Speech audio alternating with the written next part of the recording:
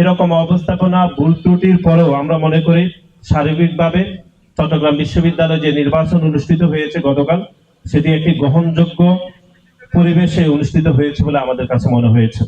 বাংলাদেশের ইতিহাস, ঐতিহ্য ও জাতীয় জীবনের সাথে ওতপ্রোতভাবে সংশ্লিষ্ট এই বিশ্ববিদ্যালয় ছাত্র সংসদ নির্বাচনটি দীর্ঘ ৩৫ বছর পর অনুষ্ঠিত হলো।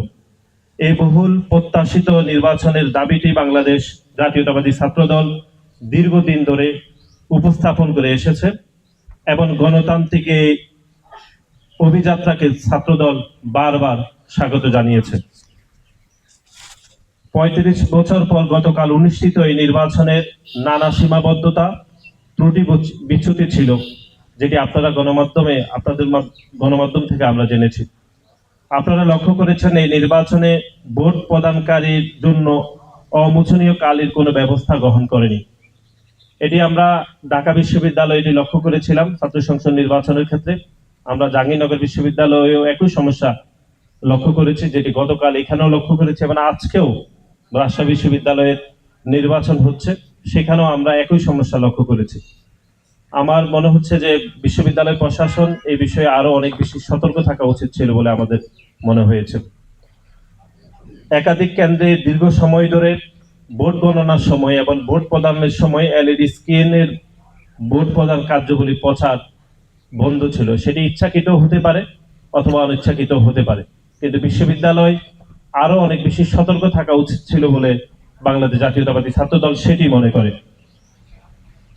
নির্দিষ্ট একটি প্যানেলের এজেন্ট নিজেই সাংবাদিকদের কেন্দ্রে প্রবেশের বাধা ঘটেছে, যেটি গণমাধ্যমে থেকে আমরা বাংলাদেশ জাতীয়তাবাদী ছাত্রদল জেনেছে এবং আমাদের যারা এজেন্ট ছিল বাংলাদেশ জাতীয়তাবাদী ছাত্রদল তারাও আমাদেরকে একই অভিযোগ দিয়েছেন।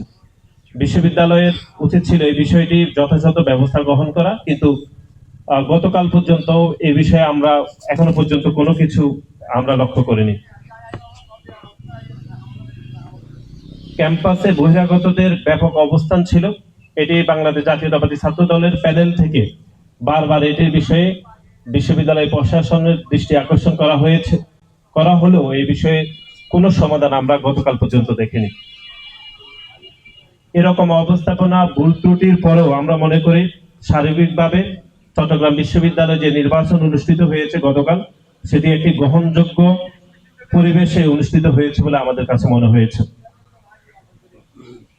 এবং আমরা মনে করি চট্টগ্রাম বিশ্ববিদ্যালয়ের সাধারণ শিক্ষার্থী, সম্মানিত শিক্ষক, কর্মকর্তা, কর্মচারী সহ নির্বাচন কমিশনকে আমরা বাংলাদেশ জাতীয়তাবাদী ছাত্র দলের পরিবারের পক্ষ থেকে আমরা ধন্যবাদ জানাচ্ছি।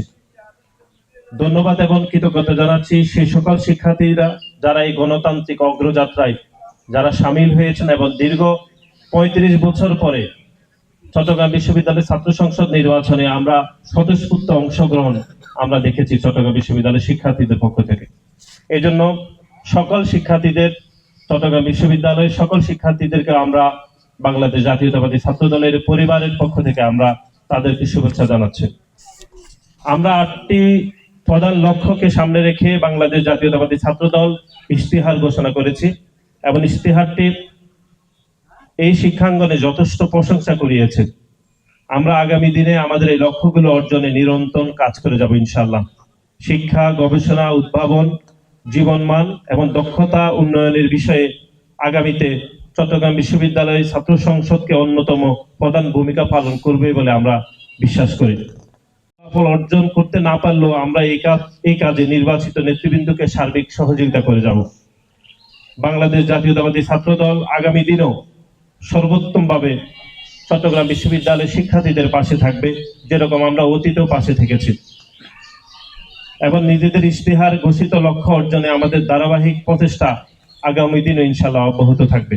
সংগঠন হিসাবে সার্বিকভাবে এই অঙ্গীকার আমরা আজ পুনর্ব্যক্ত করছি।